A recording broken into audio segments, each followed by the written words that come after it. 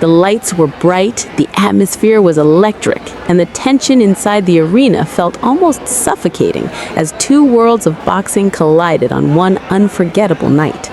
On one side stood the undefeated rising force from Australia, Tszyu, a fighter carrying not just ambition, but expectation, legacy, and pressure with every step he took toward the ring.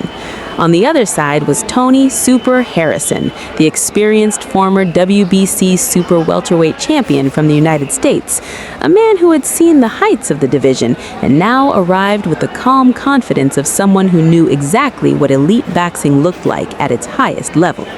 From the very first moment they stepped under the lights, the story was no longer just about records or belts. It was about timing, control, and who could impose their will when everything was on the line. The referee brought them together, instructions delivered with firm authority, reminding both men to obey commands, protect themselves at all times, and touch gloves before the storm began. And then, almost instantly, the silence broke. The opening bell unleashed a chess match disguised as a fight, with Tony Harrison immediately establishing rhythm through his jab, sharp, measured, and deceptively heavy. He was not rushing, not reacting emotionally, but instead probing, testing, trying to understand the distance and timing of the aggressive Australian in front of him. Tszyu, however, was already moving forward with intent, reading, adjusting, and pressing with the kind of pressure that slowly drains opponents before they even realize it is happening. It was clear early that this would not be a reckless brawl, but a calculated war of discipline versus pressure.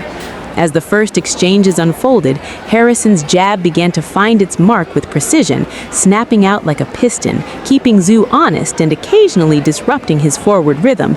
Yet every time Harrison landed clean, Tszyu responded with something heavier, something more deliberate, stepping in behind his own jab, then following with body shots and short hooks that hinted at his long-term strategy.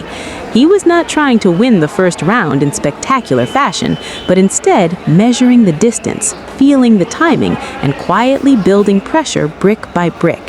Harrison, experienced and composed, circled and pivoted, refusing to be trapped easily, but Tszyu's forward march was constant, patient, and undeniably persistent. Even when he missed, there was intention behind every swing, a sense that he was collecting data rather than chasing moments. As the fight progressed into the early rounds, the dynamic began to sharpen. Harrison's jab continued to be his strongest weapon, a sharp reminder that he was not there to simply survive, but to control space. He would land it clean, then subtly push Tszyu back, trying to disrupt the Australian's rhythm and force him into hesitation. But Tszyu was not easily discouraged. He adjusted his guard, dipped under shots, and began to time his counters more effectively. There were moments where he slipped inside and answered with a right hand over the top or a digging shot to the body that forced Harrison to reset. Slowly but surely, the pressure started to shift, not explosively, but steadily, like a tide rising that could not be ignored. By the middle rounds, the fight had transformed into something more physically demanding. Tszyu's pressure became more meaningful as he started to invest heavily in the body, ripping hooks downstairs and mixing them with sharp overhand rights. Harrison, still technically sharp, began to show signs of having to work harder for every exchange. He moved laterally more, trying to create angles and prevent being trapped on the ropes, but Tszyu's learning was fast, cutting off space and forcing exchanges in closer quarters. The crowd could feel the shift building, even without a knockdown, even without a dramatic swing in momentum. It was the accumulation of impact, the subtle wearing down of resistance that only experienced boxing eyes could fully appreciate. Harrison, however, was far from fading quietly. He remained intelligent, picking moments to counter, slipping punches, and firing back with clean shots when Tszyu overcommitted. There were flashes of brilliance from the American, particularly when he would land a counter uppercut or pivot out of danger and reset at range. But Tszyu's resilience and conditioning were beginning to define the fight. He was walking through shots, not recklessly, but with calculated confidence, accepting returns in order to deliver something heavier in response. Every exchange seemed to carry more weight than the last, and the arena started to sense that the fight was slowly tilting in favor of the Australian. As the championship rounds approached, the intensity escalated. Tszyu's jab became a weapon not just of setup, but of punishment, snapping Harrison's head back and opening pathways for follow-up combinations. The bodywork intensified, with hooks digging deep into the midsection, forcing Harrison to tighten his guard and limit his own output. Still, Harrison fought with pride, refusing to fold, continuing to jab, counter, and create moments where he reminded everyone that experience still mattered in high-level boxing. But the momentum was no longer neutral. It was shifting, gradually, undeniably, towards the relentless pressure of Tszyu.